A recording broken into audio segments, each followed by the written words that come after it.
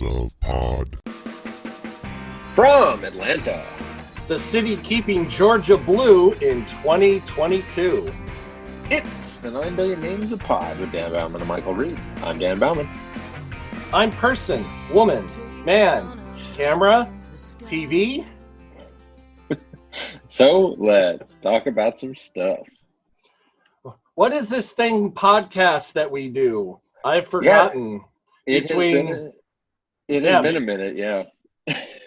Between your stuff and my stuff and COVID and the election and the earth gently swiftly tilting on its axis, we're just busy. So hope you. But, in the immortal words of Bender, we're back, baby. We're back, baby. Yeah. So anything happening? Well, there was a momentous event that's happened very recently. The return of the Mandalorian. Exactly. Step on my goddamn joke. Oh, that was your. Okay. I see what you did there. I thought you were going straight, but you were playing the joke. See? Nope, I was gonna spin it, but oh, okay. All good. So I'm very interested in your take on the recent events of the political system. Well, I'm rather bummed out that the polling gave us such a false sense of hope that we were going to destroy Trump, upwards of 350 electoral votes, 54 seats in the Senate, take over state houses, increase the count and in the House, and we won the presidency. I haven't checked, but I don't think we took over too many state houses, and we did not take the Senate as of yet. TBD. Yeah. That's the thing. We record in Atlanta, Georgia. Georgia is the state that had 2 open Senate seats. And in our state, you have to get 50% plus 1 vote to win the seat outright. And if nobody wins the seat outright under those conditions, it goes to a runoff between 2 people. And both of them have gone to a runoff. Although technically there's still votes being counted, but at this point I think it's just the margin under 50% the Republican's going to be at. I don't think he's going to get above 50. And we know, of course, that the other seat, nobody got over 50. There's not even a chance of that. So, right. And as it stands right now, the Senate has 4 seats outstanding. The 2 seats here in Georgia, and then North Carolina and Alaska. The chance in Alaska is 0. It will go Republican. It's been Republican. It's Republican. North Carolina, there is a vague outside chance, but I'm not counting on it. It would take a miracle for that to happen, although it is statistically still possible as of this morning. Okay. So I'm pretty much putting the Senate at, the Republicans at 50, us at 48, 2 outstanding. Now, I don't know what's going to happen. I mean, Georgia basically it's going to be an interesting time until January the 5th. I've already figured out when I can, all the voting deadlines and applications and everything. I'm going to be promoting it. I've had 3 of my friends contact me like, where should my donations go to make the most bang for the buck? And I went, give it all to Stacey Abrams. I mean, that's a pretty good bet. Yeah. Possibly there's some other, organizations that might be good. Giving it directly to the Democratic Senatorial Committee, I'm going to go with no. I want to give it to local Georgia outfits that know Georgia, that can do things in Georgia, specific to, say it again, Georgia. So that's where that's at. So basically, Trump's gone, It's just now a matter of how much he's going to kick and scream and bitch and Well, what refuse about like what about that? Like, is it like are the votes done being counted? I mean, yes, all the projections say that Biden took 274 or whatever it was, and like what happened? 279. 279. Well, how does that work? Are they still counting? What is the end game of all of that? There is still counting going on in some states, even in Pennsylvania, which was called for. But the way they call it is they look at the outstanding votes and where they come from, and they look at where each candidate is and goes, no, there's absolutely no chance that Trump is going to suddenly go from getting 47% of the vote to getting 93% of the vote, which is what he would need to get to win that state with the outstanding ballots. And considering where the ballots are from, say it with me again, babies, Philly. Bad thing.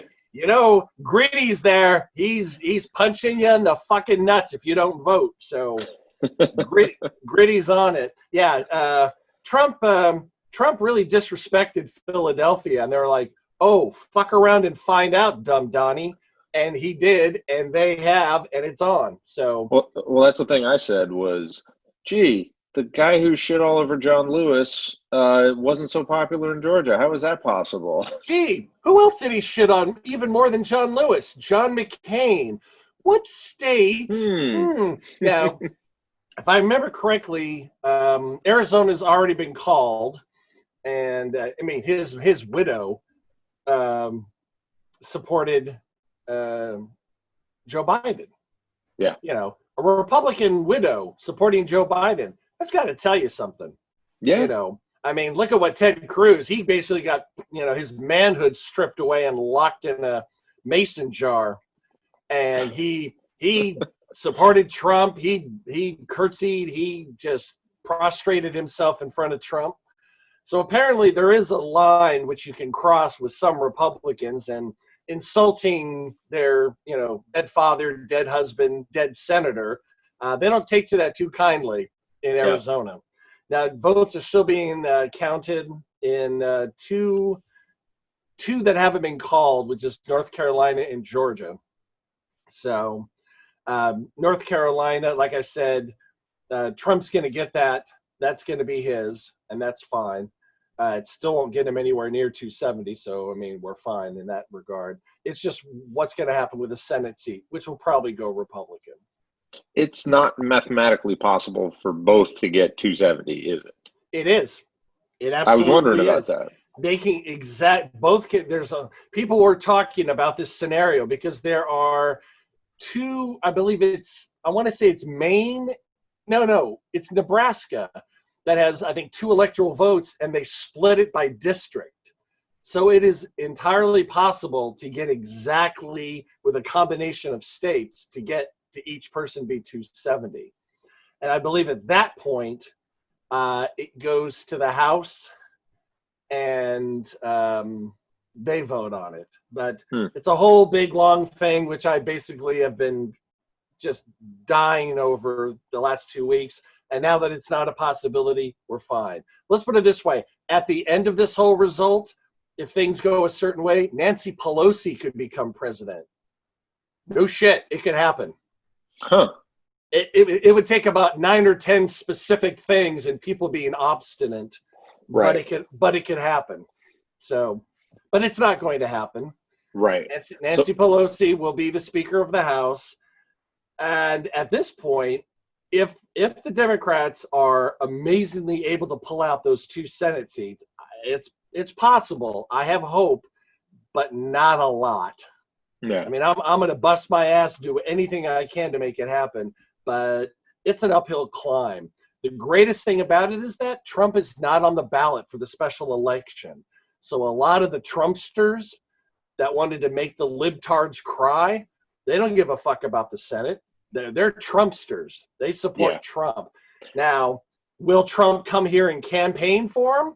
I don't know. I have a feeling he's just going to say, fuck it, put the country on autopilot, and just golf until January. That's a best case scenario. Oh, that's the absolute best case scenario.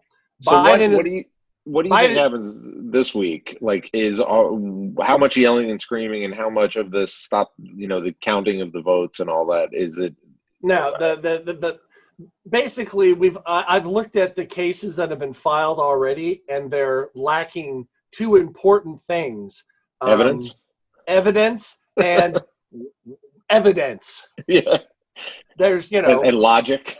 well, I mean, I've heard, how Trump likes to go, people are saying, well, Yeah. putting down in your court case, I heard that people are saying that there's fraud. Like, sorry, that's not how courts work, So he needs to come in with proof and with affidavits and with all sorts of stuff. And it's possible that on a very small scale, one person did something stupid, or Yeah. there was a glitch or a fuck up. And you know what? If his court cases reveal that, I would like it fixed. No matter what, even if it flips a state, I want it to be fixed. But looking at the margins that Biden's already run up and looking at the past, I think the most a recount has ever flipped is like under 50 votes out of millions, out of a couple million. So recounts aren't the way, unless there was some massive systemic problem with vote counting where the machine was misaligned or something. But there's protocols for that. I'm not too worried about that. But the fact that that Trump claimed that he really won the popular vote because 3 million illegals voted in 2016. Well, Biden's margin in the popular vote is going to be around 5 million. So by that logic, Trump let in 2 million illegals into this country to vote. So way to go, Don. Yeah, it's kind of funny. He was screaming about, I've got 70 million votes. It's like, yes, 70 million people voted for you, and probably 350 million across the world were dancing yesterday and shooting off fireworks. They rang the big bells in Paris. Yeah. They were partying in London. I mean, a lot of the memes going around have basically the line of, try that when you lose your job, the world doesn't celebrate, Yeah. Sorry, we're letting you go from, ITT. And you get up there and everyone's like, fuck yeah. Yes. Oh gosh. The memes, I mean, I've told you obviously about the rancid Cheeto. Yes. Yeah. The memes are so dank over there. I had to step away because they were just dank as fuck. No. Those victory memes were epic. Well, you saw how much I posted once Biden won. That's on my personal page. Multiply that by 200, what was in the private group that I have, the anti-Trump private group. And people were just, but I said, usually I will gloat for 24 hours after a political win. But in this case, I'm taking the whole fucking weekend. I'm going to take the weekend. I feel I deserve it. But come Monday, stop the gloating, get to work. Yeah, my friend Tom Rittenhouse, who's an actor over at Dad's Garage, he posted the thing I loved the most, which was, he said, I cannot wait to criticize the President Biden for the next 4 years. Criticize the shit out of President Biden. Well, exactly. And the thing is that the things that we're not going to like about Biden, we don't even know yet. But there will be stuff. Oh, of course. Even Obama, I had some qualms with some things. Mm-hmm. But because we're going from Trump to Biden, I mean, unless Biden just fucking dick punches, immigrants, I'm going to be fine. There's not he is not a radical. He is a left of center Democrat, and I have a little bit of hope in the Senate, even if we don't have the majority, because Biden is white and he's a former senator. So maybe there will be just a titch of decency, because we couldn't give that to the black man. Oh no, us Republicans, we got to block everything forever. But this guy's white And he's not a radical. I know we said in the campaign he was basically, Fidel Castro, but that was hyperbolic bullshit. Everyone knew. Well, everyone with any kind of a brain knew it. Apparently not the Cubans down in South Florida. They didn't know it, but okay. Yeah, the speeches they gave last night, it was like, oh, yeah, that's what that's supposed to be. They're supposed to be hopeful and unifying and, intelligible, and not, I've done the best thing for everybody ever. It's, we got to get together and work and be okay. Now, at the same time, I want Biden to be nice until it's time to not be nice. Yeah. And if he has to throw a dick punch and do a dick move, I say do it, because what has the Republicans in the Senate been doing for 4 years? Yeah. With the courts and with blocking everything. Well, 12 years they've been doing that. Forever. Yeah. Forever. So yeah. So be nice, but if you've got to throw down, throw down. We'll see. We'll see. I have high hopes, but nothing's going to be fixed in a year. Nothing's going to be fixed in his first term. God, no. Even the thing that's making the headlines right now is that Biden is announcing that he is going to reverse on day one a great number of Trump's decisions. We're back in the Paris Climate Accord. Yep. We're back in the World Health Organization. Yep. Where DACA is fucking on like Diddy Kong. Yep. It's so a lot of the things that were directly hurting us in the world, they're gone immediately. Other things may take a little bit longer. The hopes to strengthen Obamacare with a public option is probably not going to happen if there's a Republican Senate. Although I gotta say, there's one or two Republicans coming up for re-election in 2022. Oh, I'm sorry. Did I see a few? I mean, a shit ton. Republicans are going to be defending like 3-1 the seats that Democrats are. And out of the seats that Democrats are defending, only one of them might flip. Maybe. All the rest of them are safe Democratic seats that'll get re-election.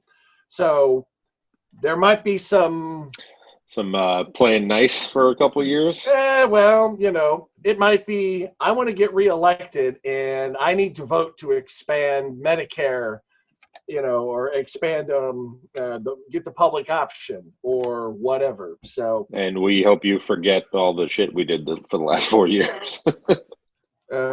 Well, people have a long memory. God knows I do. I'm still pissed off about Bush v. Gore, but what are you going to do? Hell, my dad still screams about O'Malley taking the Dodgers out of Brooklyn. So, there you go.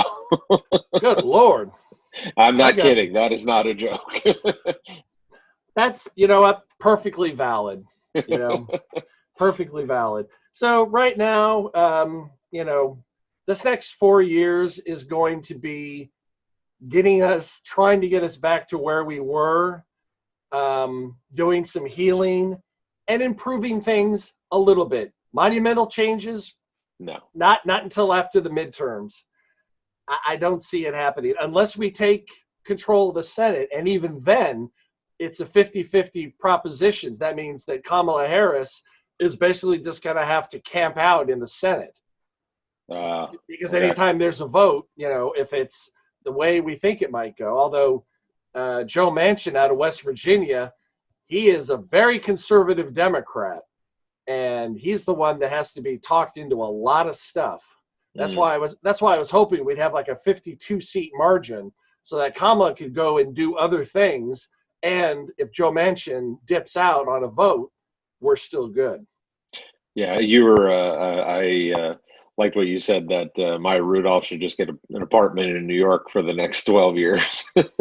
Oh, the Maya Rudolph Full Employment Act of 2020 is fully extended. I mean, theoretically, it could be for the next 16 years. Although, be honest, I don't think Biden's going to run for a second term. No, he's a placeholder for the next generation. Kamala. Yep. I mean, at this point, any Democrat, if Kamala runs, which I have no indication that she wouldn't, since she ran for the job already, Yeah, yeah. that she's not going to run for president. And man, anyone who wants to step to her in 2024 for the throne, good luck with that. So you want to come after the most powerful Democrat in the country? Good luck with that. Yeah, yeah. So it's gonna be fun. I'm just, there's a part of this that has a joy component that I cannot feel directly because I am not a person of color or a female, but I'm getting such a thrill at their thrill that, little black girls, little Indian girls that, that they look and they see, hey, that's me in the White House. Same thing that young black men, felt when Obama. I mean, I watched when Obama gave his victory speech. Mm-hmm. Oh, I did too. I wept. I mean, I fucking wept. Yeah. I'm not ashamed to say that I slept until about 2 p.m. on Saturday. So I got up, I turned on MSNBC to see where the vote count was, and it was Biden wins. And I got choked up. I got choked up during the speeches last night, yeah. Because I kind of knew it was going to happen, but until it actually happens, I refused to be hopeful at all during the week at all. No, I had to be, because if I went in there thinking, oh, well, Trump, I don't know what I would do. I'm not leaving the country. Anyone who says that is either stupid or rich enough to do it. I am not. I am neither. I mean, I respect your choice, bro, but I choose to stay and fight rather than just screw you guys. I'm going to another country. Screw you guys. Yeah, there was a thing going around like, you say you're moving to Canada because Biden won. You do know that they have gay marriage, universal health care and legal weed. So. And they won't let you in right now anyway. Yeah, exactly. And they won't let you in. Well, even without COVID, I mean, Canada isn't just saying, come on. I mean, I dated a girl in Canada. Sure. Yeah, sure you did. You wouldn't know. Yeah. No, actually, I did in the early 90s. Isabelle Fillon. And there was, she was French Canadian. And there was talk of maybe me moving there. And I was very reluctant. One, because, I'm an American and I like America. And two, I didn't really think that relationship was really moved to another. We're not at the, if we were local, maybe we might be in the moving in together. But me moving to another country where I'm not a citizen level, we're not there yet. I don't speak French. I don't know. Well, actually, she was moving from Quebec to Toronto because she took a job with Hallmark as a translator. Because over there, everything is translated back and forth, English, French, French, English, all the time. So what was it? What was it? Love Quebec. I hate Quebec. Love Quebec. Good drinking in Quebec. Hey, Gritty, you have a scrap? I'll have a scrap. Oh yeah, Al's has a scrap. So yeah, I'm fine. I really would have liked the Senate. Hey, look. But you know what? The most important thing, the backstop against bad legislation and bad executive level policy is taken care of for now. Yeah. We're not going to be able to reform the courts. So we'll see what the Supremes do. I mean, it's not like Roe v. Wade, it's going to be abolished next year. But it's probably going to be chipped away to where it is still standing, but the hurdles are so great for so many people, it might as well not be in effect. I'm very heartened by certain states. I believe Nevada just did this, that in case Roe v. Wade is nullified, then it goes back to the states. Well, there are certain states, and I believe Nevada is one of them. There are others that said, okay, well, boom, we have a new law now. Abortion is legal. So when it comes back to the state, we don't have to hum and haw over it or fight over it. It's already settled law, and we're good. Unfortunately, that is not the case in Georgia.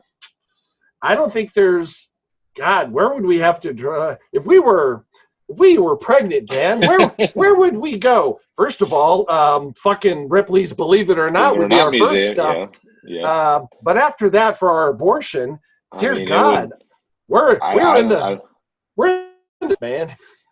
Yeah. Maybe North Carolina might be the closest. That maybe I don't know. Virginia, maybe. Oh, Virginia, yeah, that's a good. But that's a 10-hour drive. I've done it. And the thing is that, you know, for women that are rich and have the means, so what if abortion gets, you know, made put back to the states? If they're in the state that has it illegal, they'll just they'll have a weekend, you know. Yeah. But for a woman that's working, you know, 40, 60 hours a week, that maybe doesn't even have a car, doesn't have the means to take all the time off, it just, you know. Yeah. It's called it's called an undue burden. But let's not dial down so far into the abortion issue, because because you and I are not going to solve that. no, that's an episode all to itself, and that's an episode we will never record. Yes, because we had it kind of like we are not the people to be talking about. Right, exactly. We're the guys who talk about nerdy TV shows, and hey, some of that has happened again. Yeah, exactly. So I haven't seen the second. I'm watching it tonight, but I did watch so I'm letting you know in advance. The Mandalorian season 2, episode 1, saw it. Episode 2, have not seen it. Okay. So, all I will say is I have 2 slight fundamental problems with the second episode. It is very good. It is definitely not as good as the first one, but it feels more like the first episode, which we'll talk about, and spoilers, we will talk about it. The first one was a giant set piece. We gotta come back strong and do a thing and have a big reveal and a whole shit moment. And this one feels like now we're beginning the next chapter of the story. You know what I mean? Basically, so like a buffer episode. Well, it's a beginning. It's starting a thing, so I'm curious to talk to you after it. So maybe in a couple episodes when we do the next one, we'll talk about the next couple episodes. Okay. I'm just don't give it away if it happens in 2, but I really wanted it to pick up with Moff Gideon with the Darksaber right outside the TIE fighter, like pick it up right where you left off, but no, that did not happen. That did not happen. And that's okay. You know, we know he's there, and we know that he's going to be used. Yeah. It's not like he is Chekhov's gun, and it was cocked at the end of season 1. So in season 2, that gun at least has to be waved around a bit, if not shot. So yeah, I have a feeling we'll get. So if they're gonna do, what did they do? 10 or no? It was 8. They only did 8, right? If it's 8 or 10, we'll get 1 or 2 more like ramps, and then it's gonna start flying. It's gonna go, because the first episode I found really funny because watching it, I could just see Favreau pull up to the table and say, "Well, so Baby Yoda was the biggest thing in the world, so we'll take all the money for the budget. Thank you." Because it's a gorgeous episode. I mean, it is. So what do you use the money for? Well, I really like Dune. So, yes. So I'm gonna do that. Yeah, I'm gonna go ahead and do Dune. And with a galaxy so large, I'm just like, what the fuck is it with Tatooine, man? I mean, I understand why, because that last scene Yeah. I was wondering. It's like, all right, there's his. We're going his out, right back to the well on that one. It's like, well, now it has been firmly established in visual canon, Yes. not in cartoon like or Boba comic Fett. book or Right. This is in movie or TV. We now have it in TV. Boba Fett survived the Sarlacc pit, which of course he would. He's got a fucking jetpack. yeah. So if yeah. you're being digested over, what is it, 10,000 years? 1,000 years? I'm guessing the time it takes for you to wake up from, like, oh, man, you're not really just climb out. Yeah, exactly. You're not digested at all. So you can just rocket your ass out of there and it's fine. Maybe there's a story we're going to get of Boba Fett fighting his way out of the Sarlacc pit and he had to leave his armor, or he got out and had to trade his armor to survive with Jawas.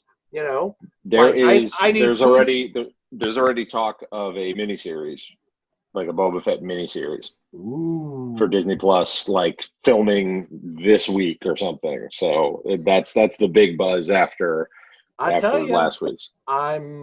It's not like Disney Plus doesn't have the subscriber base. Yeah. And it's not like Disney hasn't looked at the landscape and went, we are going to really retool our streaming product as opposed to our put it in theaters product. Well, for now, yeah, it's the best option. Exactly. Well, it's the only option. I mean, and it's not like you make something for Disney Plus and all of a sudden, COVID's gone, the thing's out there, like, fuck, we can put it in the theaters for a couple of months and then throw it on Disney Plus. We can do that. Yeah. They did the reverse with Mulan. They were like, oh, well, let's throw it on, we'll throw it up for premium and then we'll just stick it up there for $40. Yeah. I feel bad for Mulan fans that are like loners that are if it's like you have a big Mulan party, but then again, this is the age of COVID. No one should be having a Mulan party. No, especially a Mulan party. I mean, good grief. But that first episode, this was the scenario. So, we get to the end of the episode and he's riding off into the sunset and literally he's on in my brain. I go, wouldn't it be amazing if? Oh, same thing as they were pulling back. I went, that pulling back tells me that vantage point and that pulling back shot tells me we're about to see somebody watching. It's probably not going to be Moff Gideon because he'd be a little more proactive, shall we say? Yes. So they've been tipping to Boba Fett the whole time.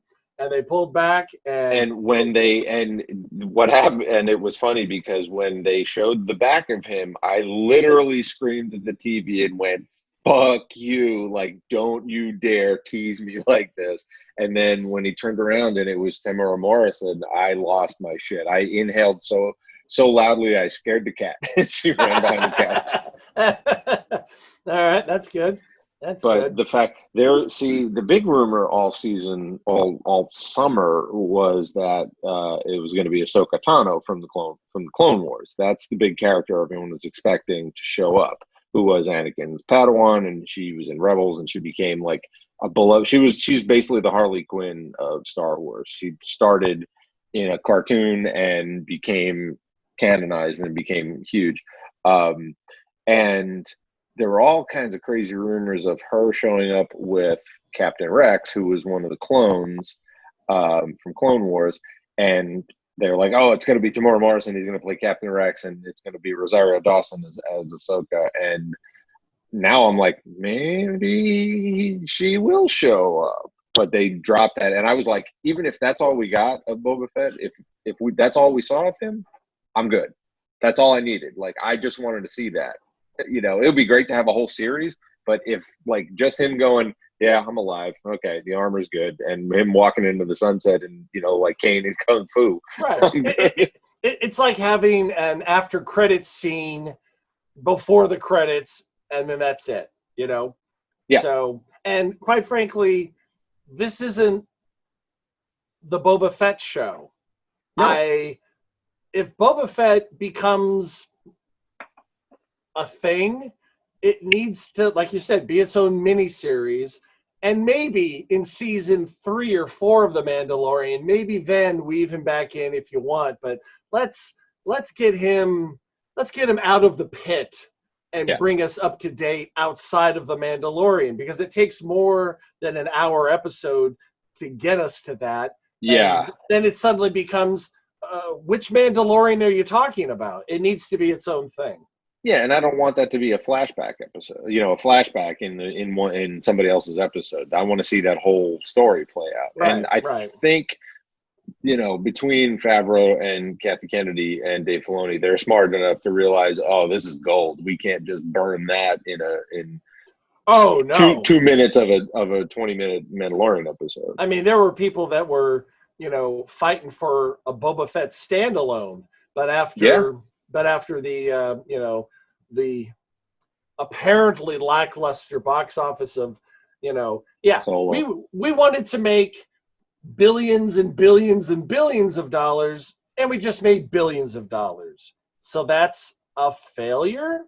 Again, I contend Solo, it cost $250 million to make. It's like, well, yeah, you made it twice. You made it and then you threw it away and then started over. That's why it cost so much, and it wasn't going to recoup. Right.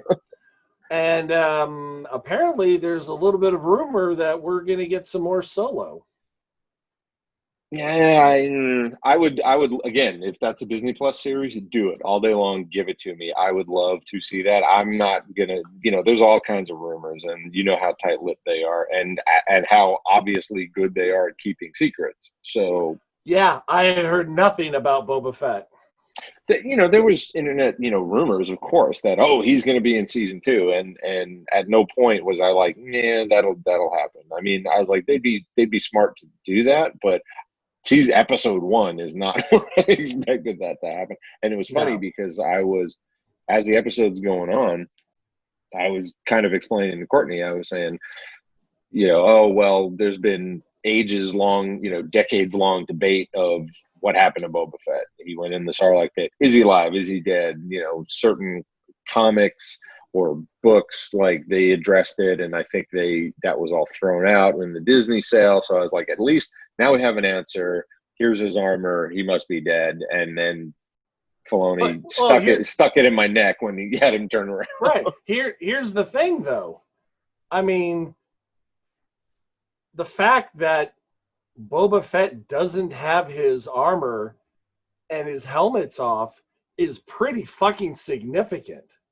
Yes and no, because he's not actually Mandalorian. That there's a lot of debate about that as well, because they're from Kamino. Well, neither is the Mandalorian. Right, but he's what's his name? Din Djarin. Din Djarin. Yeah, he's technically not blood Mandalorian, you know, either.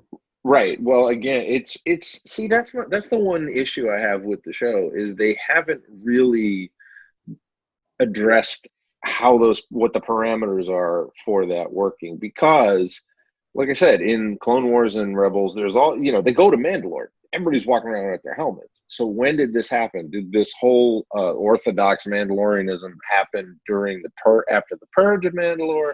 I wonder, like if on Mandalore, just by being born on Mandalore, you're a Mandalorian, but with the helmet and stuff, is that a sect that's part of it? I don't know. And yeah, maybe it's like Judaism. It's like, there's the people, but you can join, but you really got to know the way. That's kind of what it feels like. It feels like they keep saying it's a creed. It's not it's not a race or a nationality, so to speak.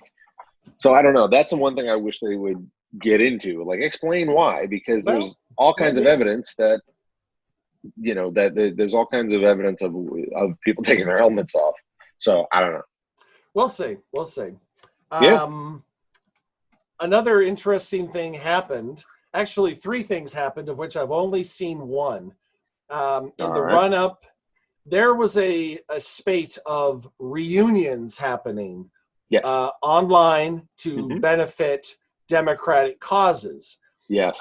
The first one that happened was The Princess Bride. Yep. They got together for a table read. I still have the link. Apparently, you can still donate and watch. I haven't gotten around to it yet. I hope the link doesn't die. The second one that I missed was a Spinal Tap reunion. Heard of that as well. which I don't know if I can see that. I've been looking for it online. But a third one, I did find out in enough time, and Did you watch it? I watched it. Did you watch it? I did not, no. So they did Rocky Horror online for Wisconsin Democrats. And it was a mixture of famous people, and I'm guessing people from different casts in Wisconsin, of Rocky Horror casts. Okay. Of the original cast members of the film, we only got Tim Curry and Little Nell. Really? That was it? Yeah. But that was it. I was, Rosario Dawson played Magenta for part of it. Very nice. Jason Alexander played the criminologist. Okay. Did okay. But the biggest shock of all. Okay. Guess what role Tim Curry played? I would have thought the criminologist. No. But obviously not. Brad? Nope. Don't know. Frank. Really? He played Frank. However, I don't know if it was because of his stroke or because of technical difficulties. There were silences of 15 seconds while people were waiting for Frank to say his lines. And from time to time, which really turned out to be about 70% of the time, Little Nell just reworded Frank's lines as a question to Frank. Hey, Frank, you had the spark of life, didn't you? Yeah, and saved the show. Wow. Because it was painful. Was it hard? But he came up with things, constantly. And God damn it, if he didn't pull a line from the stage show that isn't part of the film, I will be missed, you silly bitch. And I just about lost my shit, because let's face it, I watched the last time Tim Curry would ever play Frankenfurter. Yeah. It's the first time in about 45 years. At least, yeah. Was it 77, 87, 97? Well, the movie was 45 years old. So, yeah. He hasn't done it since. Oh, yeah. He did the film, and that was it. He did not, because basically he did the Upstairs in London. He was in the Roxy cast. I mean, he did the show, but after the film, he moved on. He moved on. I told you I got to meet him. No. I tell you, he was doing a show called Me and My Girl that played in San Diego. And before Rocky Horror on a Saturday night, we went down there and stood by the stage door. And I took pictures of Tim with my friend Tish and Jennifer. And like a dumbass, I never got a picture myself. Oh, no. I know, it sucks. But I did get him to autograph his third solo record called Fearless, the one that has I Do the Rock on it. Yep. Mm-hmm. And I asked him, I was like, this is a good record. It's been a while. When are you going to do another record? He's like, oh, well, I've got something in the works. Never happened, but that's okay. Yeah. But that's okay. I have an autographed Tim Curry album. So that's pretty great. Yeah. We met at DragonCon a couple of years ago. We met Patricia Quinn and Barry Bostwick. And I'm sorry. God, what a dumbass I am. Barry Bostwick played Brad on the online thing. I'm sorry, I totally forgot about that. I thought that was the case. I thought I had seen that he was. And he sang very well and held up a bunch of callback calls on cards while he was singing. So he was doing the callbacks in print while he was singing the material. That's great. And I was very impressed with it. Oh, I can't believe I forgot about that. Duh. Well, I will say that both he and Pat Quinn were both really kind of kooky, which was fun. And what was funny was Patricia Quinn is way out there. She's way out there. And what was funny, what was interesting was it was one of the first years, if not the first year at Dragon Con, where it was like, no pictures at the table, no pictures at the table unless they want to, no pictures, no pictures, no pictures. And we were like, and like we had it yelled at us so many times that it was like, all right. So we just chatted with her for a few minutes, and we told her we met doing Rocky Horror and this and that, and it was delightful. And then there was like this pause, and then she looks at us and goes, do you guys want a picture? And we're like, yes, can we do that? Is that all right? And so we have a picture with both Barry and Pat Quinn. Oh, that's lovely. I think the reason why they were yelling at everybody is because there are some people are there to make money off of the pictures. Yeah. And if everyone's just snapping pictures left and right, it cuts in. Some people don't give a shit. They're there for the fun. You know, they make a few bucks, but it's no big deal. Other people are like, this is a part of my yearly income, and I need to make as much money as possible. And you know what? Good on you, man. I get it. Yeah. I understand. You know, I'm not gonna shit all over the way you make your living. So it just sucks if, you know, a picture, $35, huh? It's hard, and it's a bit much. I won't, like, if I don't want to, you know, if I don't not willing to pay for the celeb, I will usually not approach the table. I'll look at them from afar, and I'll be that's cool. And like there have just been very few that have, and I'll only do that if there's nobody else in line. You know, like I said, one of my favorite ones was Billy Boyd from Lord of the Rings, who played Pippin. He was there, and I kind of sidled up to his handler. I was like, "Can I just say hi to Billy?" And they're like, "Yeah, he's fine." So I walked up and I said, "You know, hey, it's a pleasure to meet you." This and that. I said, "I just got to say, one of my favorite things you did was the BBC radio version of Douglas Adams' Dark Gently Solicit Detective Agency." And he looked at me and then fell back in his chair and then sat back up and was like, "You heard that?" I was like, "I love that." And we talked about Hitchhiker's Guide and Douglas Adams and never talked about Lord of the Rings once. So it was great. Yep, that's the thing. A lot of celebs like when they go, "Here comes so and so," and you talk about some obscure TV episode you did 20 years ago and not the massive blockbuster from last year. Yeah, I remember we went and Robert Englund was there, and you know he's all getting ready to talk about, you know, oh, Freddy Krueger.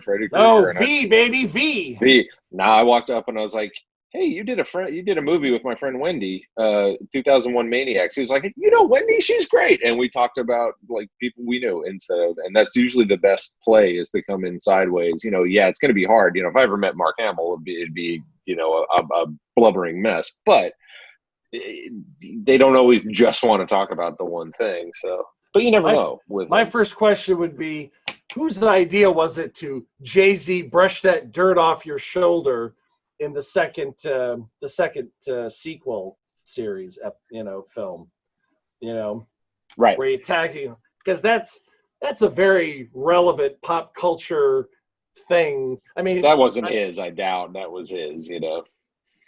And like Courtney met when we met Colin Mockery from Whose Line Is It Anyway? Because he comes to Dad's Garage all the time. Courtney was talking to him about some Hallmark movie that he was in, and he thought it was hilarious. He thought it was delightful that he was like, yeah, we filmed that in August, and it was hot as hell, wearing a coat, you know, pretending to be in Christmas. So apparently, Hallmark and Lifetime are filming a shit ton of films and TV and everything here in Atlanta. Oh, really? Yeah, our friend Matt, the bro, he's he's been doing? Yeah, he's been working, you know, 23 and a half hours a day, 7 days a week for months. Good for him. Making the big dollars. Nice. So I do want to bring up one other thing before I let you get to anything you want to talk about. I want to make the case for I want to say it's a 7 or 8 part mini series. It's a one-off. There will be no more. Called The Queen's Gambit.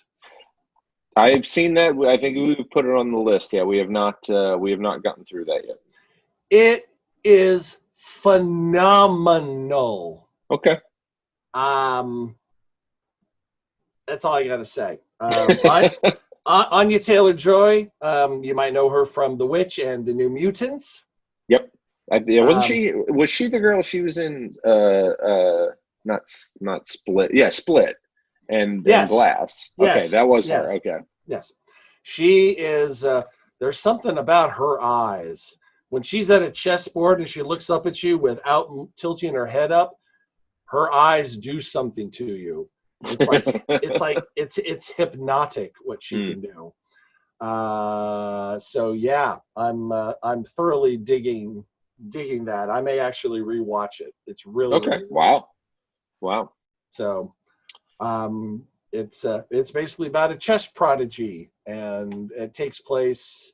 The main part of the story takes place in the early to mid '60s, and includes Russians playing chess. And Hmm.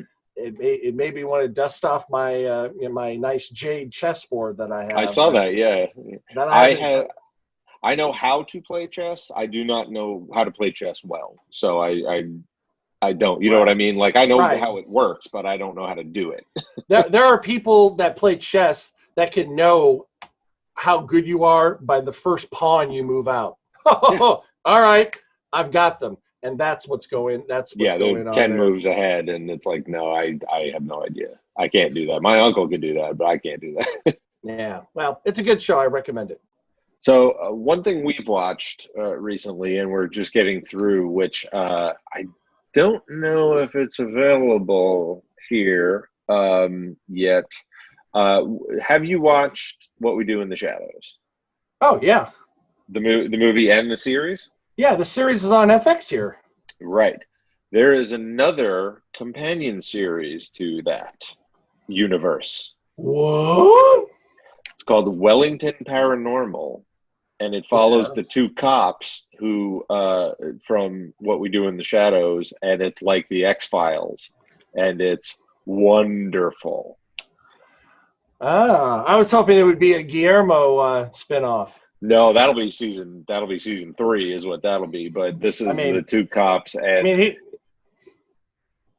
go was ahead. like, Guillermo's basically a Van Helsing. So, Yes, exactly. Yeah, this so is no, this is basically Monster of the Week, the X Files, but with the two cops, and it's delightful. And the only tricky part about it is the accents are so unbelievably thick. The New Zealand accents, it's a little tricky to get through sometimes, but it is no delightful. subtitles.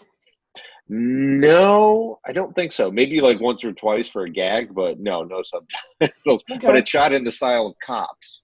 It's like right along with these two, and but they're like the theme music is even a rip off of the X Files. It's wonderful, and Oh, It's Jermaine Clement and the other writers oh, instead of Taika. So oh, really? Taika Waititi is part of this? I think he exec produces it, but Yeah, it's yeah, definitely Jermaine Clement. Yeah. but when you see the name executive produce, that's like, hey, you're a mate of mine and your name is pretty popular. You want to talk about this and give you an executive producer credit so that I can put it in the, and say, hey, come on, Taika Waititi Yeah, is but attached to this. yeah, but he's part of the Well, team yeah, for he, that he whole thing. originate he So originated it. yes, so So yeah, okay, it's fun. It's fun. Wellington Paranormal. Well, Yep. I mean, I keep worrying that they're going to cancel What We Do in the Shadows on FX. I don't know what the ratings are for it. I hope it's good because it's a Didn't it win? it. It got nominated for an Emmy. Oh, did it? Well, good. It deserves Yes, it. it did. So I don't think it's going anywhere. Matt Berry deserves all the Emmys. Have you seen Toast of London?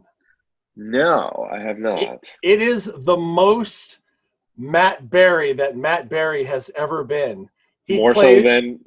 More so than the IT crowd. Oh, absolutely. Okay, It all it right. is basically he plays Stephen Toast, who is a third-rate actor in London that does a Yeah. lot of voiceover work. And let's just say Clem Fandango is a name you need to know. Okay. Yeah, Matt Berry is pretty phenomenal. He just dials up and dials back. Like because him on What We Do in the Shadows is like 3 notches below what he was on the IT Crowd, and it sounds Right. like it's 3 notches above the Toast of London. So. Yeah, Toast of London. I think it's only like 8 episodes. It's Yeah, very short. Because it's about 3 amazing gags that they work in different ways all throughout. But yeah, it's not something that you want to carry for 80 shows, 80 yeah. episodes to try to get into syndication. The Brits don't do that. No, but and You it's know, not Alan Partridge either, where it's the character will go on forever. forever. No, although I'm very happy to hear the voice of Stephen Merchant in The Robot on Dream Corp LLC. On Dream Corp LLC. Yeah, the guy who played what's the guy in the closet in Real Genius? Hollyfeld. Hollyfeld, yeah, the actor who played Hollyfeld. He Hmm. doesn't look that much different. I mean, it's uncanny how Yeah, he must be in his 60s or 70s by now. But if they did a remake of Real Genius, which they should never do, but no. if they were, he could still play Hollyfeld, and it would be totally legitimate. But yeah, Laszlo Hollyfeld. Yeah. Laszlo Hollyfeld winning the Frito-Lay sweepstakes. I haven't seen that in No, years. don't get me started. I'm thinking about all my Real Genius quotes and jokes, and I have to stop because And now we're cha-chaing. yeah, we're touching. Yeah. So we'll save it for later. I'll pound later. There you go. Yeah, yeah, Yeah, yeah, yeah. yeah. So Wellington Paranormal. Okay, all right, I'll Yep, get on it. yep. Anything else to recommend? Not a lot. We've been watching, catching up on the British Baking Show, and we've been watching The Repair Shop still, which I told you was a delightful British show about fixing It old things. it is. It is. The guy that runs the place, I find him delightful. Yeah, very. They're all wonderful, and he's a nice Cockney who with his grill who fixes furniture, and then there's a young guy Will who fixes furniture, and the clockmaker Steve, and the teddy bear ladies, and the ceramics lady. It's just a breath of fresh air. Just so delightful to watch. And evidently, I did some research on it. There's 2 episodes on Netflix, but there are they did 8 series of it. Oh 7 or 8 series of it. there's tons of them.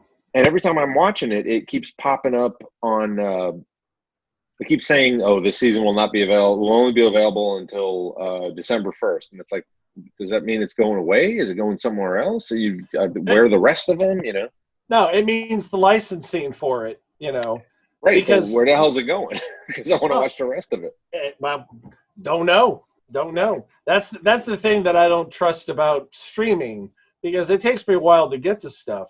And look, such and such is on Netflix now. Excellent. I'm gonna get to that. And by the time I get to it, it's been gone for a year already. Yeah. So Yep. it's all about licensing. Apparently, Chappelle Show is now on HBO Max. So is Key and Peele now. That just popped up now too. Funny you should mention Key and Peele when I say Chappelle Show. I think Dave would have something to say about that. Yeah. He said on more than one occasion, yeah, Key and Peele. I liked it better when I did it. Yeah. Yeah. Well, So, but I gotta say, both Key and Peele have done some pretty damn good work afterwards. indeed. Definitely Peele. I Yeah. mean, just Get Out and Us, and if he did nothing else, wow, but he's done a lot. Yeah. So, and Keegan-Michael Key now has an Atlanta connection. Do you Sure know? does. Several. Yeah. Have you listened to it? I did indeed. I listened to all of it. We're talking about an audio podcast that is available for free anywhere you get podcasts, called The 13 Days of Halloween. It is a 13 individual tales that are arced through, that have an overreaching arc that connects them all together, tenuously. Yeah. But it's a frame which you get to, basically go through a very peculiar house and meet peculiar people. And it is executive produced by Aaron Mahnke, who does the Lore podcast, which is very, very popular. And he does another one too that I'm not aware of. Suhaila's the Lore lady. Different platform, but yes. Yes, of course. Yeah. And our good friend Nick Dukoski is the head writer. He created the narrative for the series, did script supervision, wrote 2 of the episodes, performed one of them. Yep. And also features a number of our other friends. Rob Mosca wrote an episode. Lauren Vogelbaum wrote and voiced an episode. Gene Rikiki was an episode. Gene Rikiki with one of the better episodes. Mike Johns wrote an episode. Yep. Ben Bowling Mike's was disgusting. Oh God, it was. He was telling me that he didn't realize how much ickier it would be once the sound effects went in. Let me tell you, they were pretty gnarly. Yeah. Ben Bowling wrote 2 and voiced one of them. So It basically is a who's who of quality Atlanta talent. Mm-hmm. And if you haven't had the good fortune to check it out, I highly recommend it. Just type in 13 Days of Halloween and anything that has podcasts in it, you'll find it there. It'll pop right up. It's on YouTube, iTunes, probably on Stitcher. Yeah, it is. It's on everything. iHeartRadio, everything. Right, and it's a Blumhouse production. So people who are in the know just say Blumhouse, and they're like, oh, okay, well then. Well, Aaron Mahnke too. Like I said, friends of mine saw him live in concert to do the Lore podcast one time, and I was like, "Hey, you need to listen to this because everybody is from here who did it." Yeah, so I'm very, very pleased with how that is and how that turned out, and I'm hoping there'll be another one next year. So yes, 13 Days of Halloween. Check it out. Hopefully there'll be a sequel or more stuff. I mean, Atlanta is proving over and over again. We got our Dad's Garage. We got our 13 Days of Halloween. We've got the film industry here. Yeah, exactly. Phrasing. We've got phrasing. We've got boosh and we've got sploosh. Come on, people. 2 more seasons of that too. Yeah. Yeah, and now we're blue.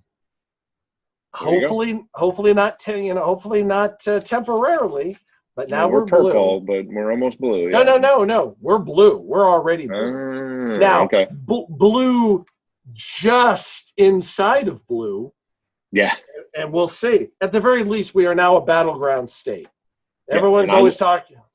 I technically now live in a blue county, so. Oh, yes. Well, I think pretty much the whole metro Atlanta area is pretty much blue. Even Cobb went blue. That's where I live, yeah. I mean, that's right, you are in Cobb, aren't you? Indeed, that's what I said, yeah. So I'm like, wow, okay. When Cobb goes blue, there's some things going on. Yep. So anyway, hey, people, just be safe out there. Wear your mask. Try to lick as few doorknobs as possible. And, take the vaccine when it comes out, if it's, approved by the scientists. I understand what Kamala Harris was saying. Kamala, damn it, I did it again. What Kamala Harris was talking about. If Donald Trump, she didn't phrase it the way she should have. If Donald Trump says, I've got a vaccine and no one else agrees with him, I'm not taking it. But if Donald Trump's saying there's a vaccine and it goes along with the scientists saying, yes, there is a vaccine and it's good, then yes, take it. Yeah. I'm not going to spite my health just because Trump said it was good. Oh, really? Well, then I'm not taking it, even though it could save my life. So, right. Just, take care of yourself, take care of each other, wear a mask, socially distance, wash your hands, vote Democrat, and everything will come out all right.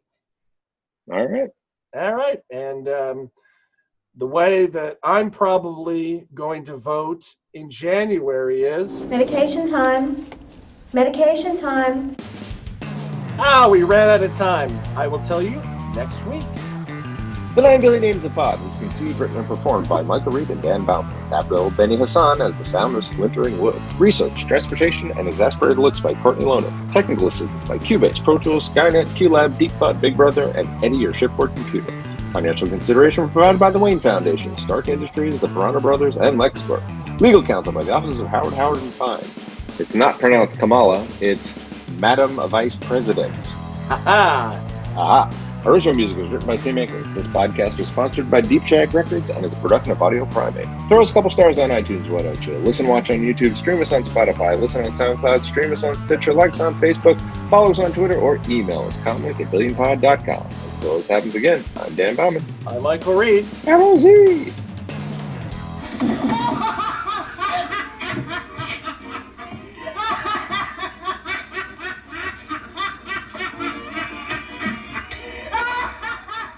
Audio Primate. Just